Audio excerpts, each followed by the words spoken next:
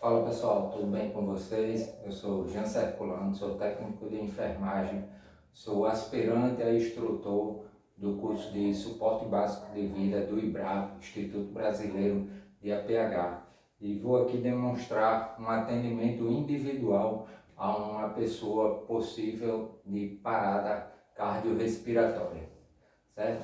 Então, digamos que eu cheguei na cena, eu só posso abordar um paciente, uma vítima de acidente, se eu vi que o local está seguro. Então a primeira dica seria avaliar a cena. Se a cena está segura, eu vou fazer a aproximação a essa vítima para poder prestar a primeira assistência. Então eu vou colocar um joelho no chão e por que essa segurança? Essa postura me dá segurança mais do que se eu tivesse de joelho.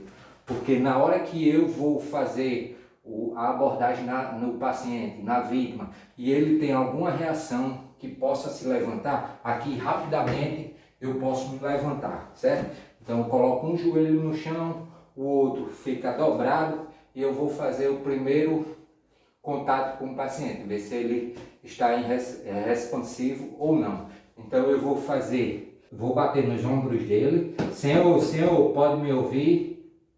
Fazendo estímulo tátil e verbal, para que ele veja, se eu vou avaliar se ele vai esboçar alguma reação. Então senhor, pode me ouvir?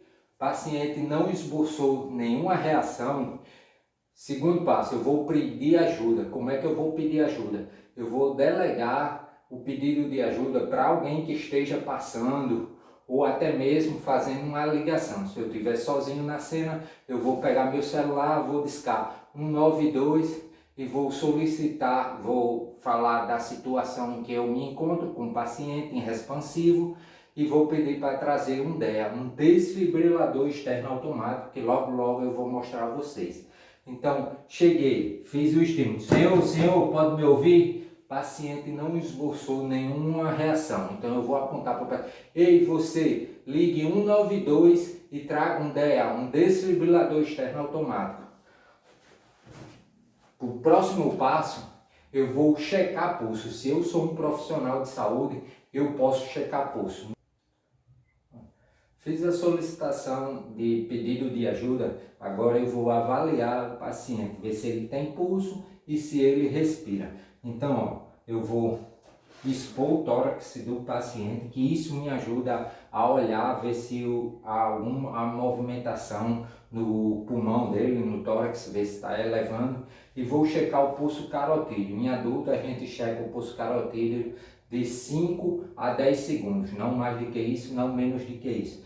Então eu vou localizar aqui o pulso carotídeo, vou olhar. Existe uma recomendação para em afogados, protocolos da Sobrasa, Sociedade Brasileira de Salvamento Aquático, que em alguns protocolos a gente também usa o ver, ouvir e sentir. Então, ó, eu vou checar aqui, ó, pulso carotídeo, coloquei, abri vias aéreas, avaliei de 5 a 10 segundos. Paciente não respira e não tem pulso. Eu senti, olhei, ouvi e olhei se o tórax dele eleva. Não tem sinal de perfusão e não tem sinal de elevação do tórax. Então, para mim, esse paciente está em parada cardiorrespiratória. Quando falamos de leigo, pessoal que não é treinado, não é da área de saúde, só o simples fato de eu testar a responsividade e esse paciente não me apresentou nenhum tipo de reação, não esboçou uma abertura de olho, um fechamento de olho, alguma movimentação, isso já é sinal, indicação de iniciar a RCP. Isso já é sinal, eu como um leigo já entendo que ele está em parada cardiorrespiratória. Terceiro passo, eu vou começar as compressões cardíacas. E como é que eu vou fazer essas compressões cardíacas? Eu vou olhar o tórax do paciente diante da fúcula external, vou observar também o apêndice tifoide, 2 dedos acima do apêndice tifoide, eu vou posicionar minhas mãos. Eu vou colocar a parte hipotenar da mão, que é essa parte mais gordinha da mão, à frente, certo? No meio do peito, 2 dedos acima do apêndice tifoide, e minha outra mão vai entrelaçar os dedos. eu vou só colocar a parte hipotenar no peito do tórax do paciente e vou me inclinar para cima do paciente no movimento no ângulo de 90 graus, certo? Então eu estou reto para os meus braços ficar reto para o paciente e eu não posso dobrar os cotovelos, eu tenho que deixar alinhado meu ombro, cotovelos e mãos. Então é isso aqui, ó, como se eu estivesse virando aqui, ó, como fosse para pegar um acesso, o braço travado, e vou iniciar compressões rápidas e fortes na profundidade de adulto de 5 a 6 centímetros. Então eu vou iniciar e fazer as compressões num ritmo de 100 a 120 compressões por minuto. Então eu vou lá iniciar. 1, 2, 3, 4, 5, 6, 7, 8, 9, 10, 11, 12, 13, 14, 15, 16, 17, 18, 19, 20, 21, 22, 23, 24, 25, 26, 27, 28, 29, 30.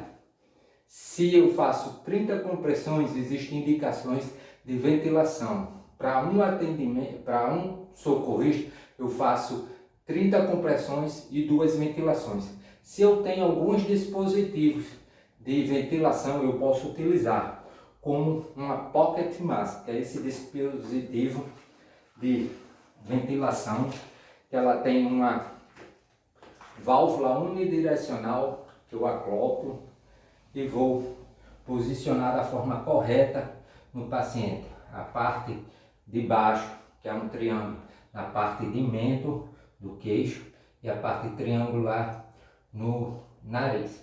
Então eu vou colocar, prender bem, abrir a via aérea e vou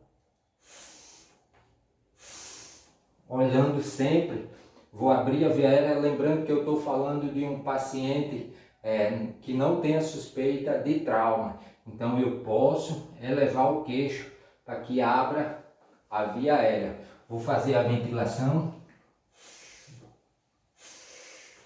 Olhei que o peito se elevou e vou continuar minhas compressões.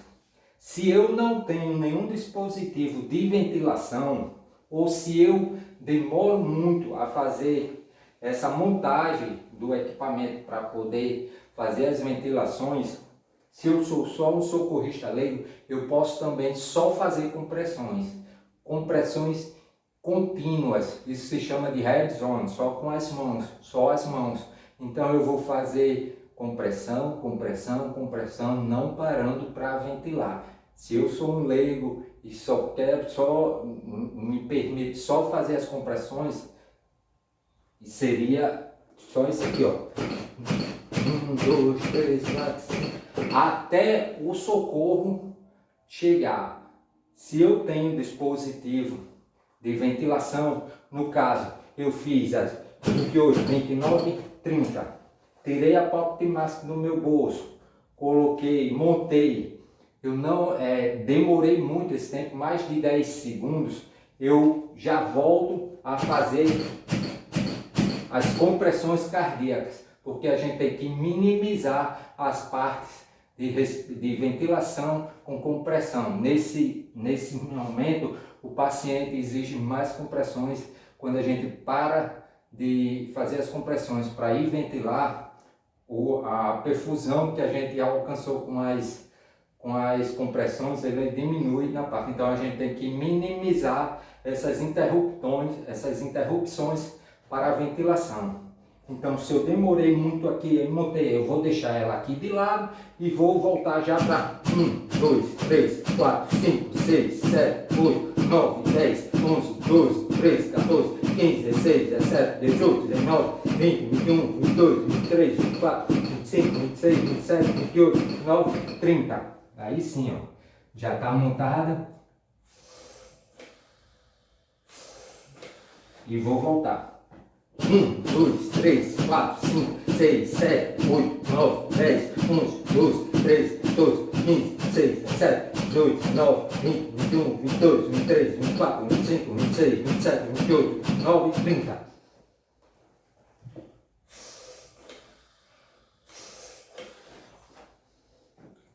Dois, três, quatro, cinco, seis, até o socorro chegar, digamos, o SAMU, ou dependendo da situação, pode chegar outras pessoas para me auxiliar. Aí no caso, se a gente tem 2 socorristas, um vai ficar na ventilação e o outro vai ficar nas compressões.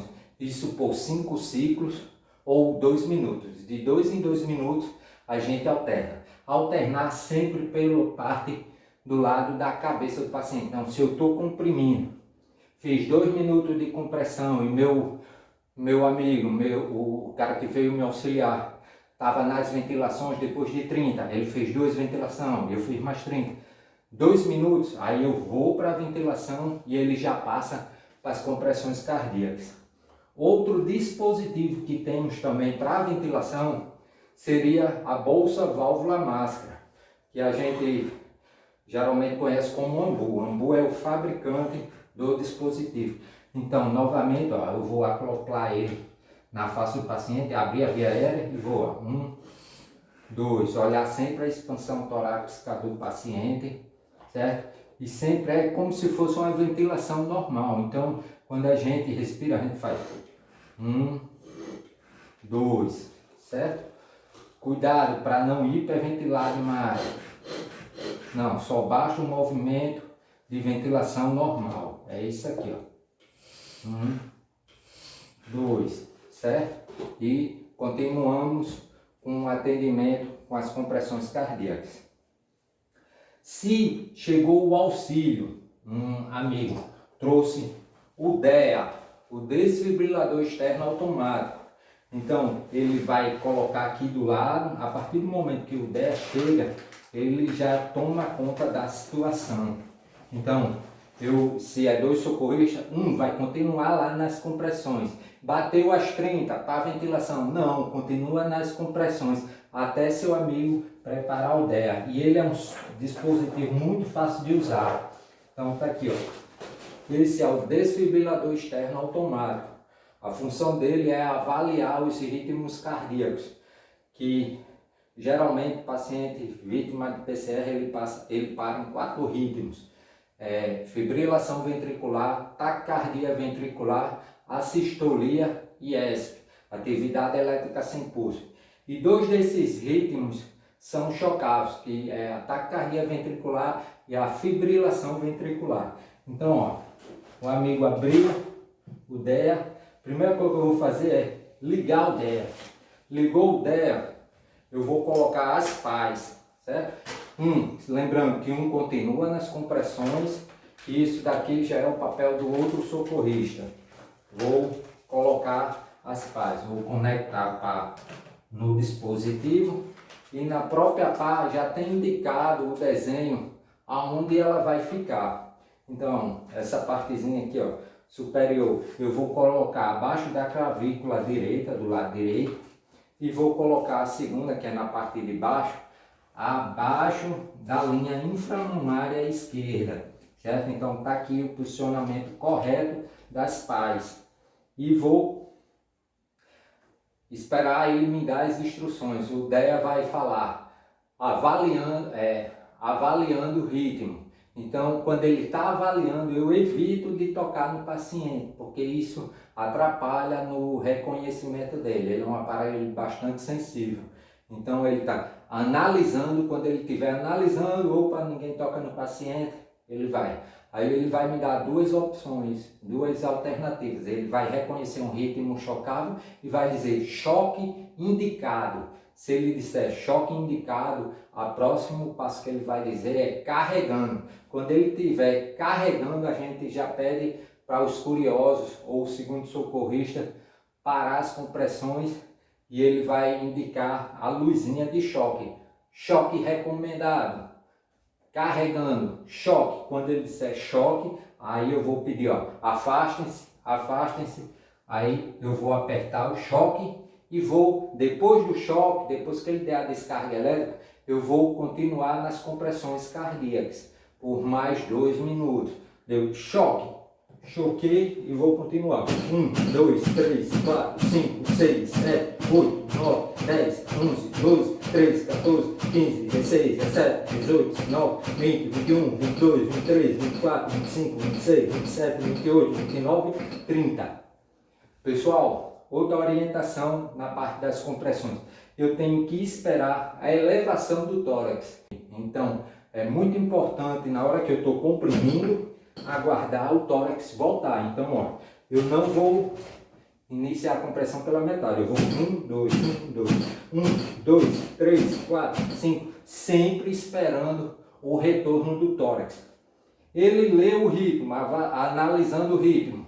Ele pode dizer também choque não indicado. Inicia a RCP por 2 minutos. E eu vou continuar lá, ó. 1, 2, 3, 4, 29, 30.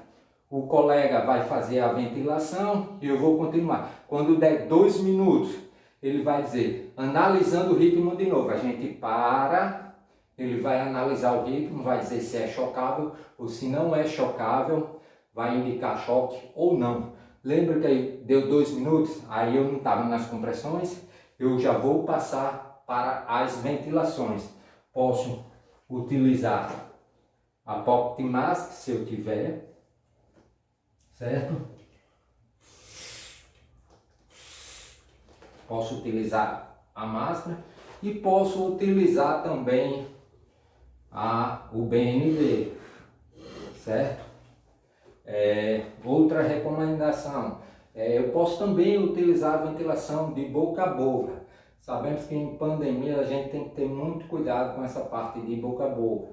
Em alguns protocolos eles até têm muito cuidado nessa parte de orientação de boca a boca. Não é tão necessário especificar, incentivar essa parte de respiração boca a boca. Mas se por acaso for um familiar meu pai, minha mãe, e eu quero usar a ventilação, eu sei usar a ventilação boca a boca, eu vou fazer. Eu vou fechar a narina, abrir a via aérea e vou usar a ventilação boca a boca.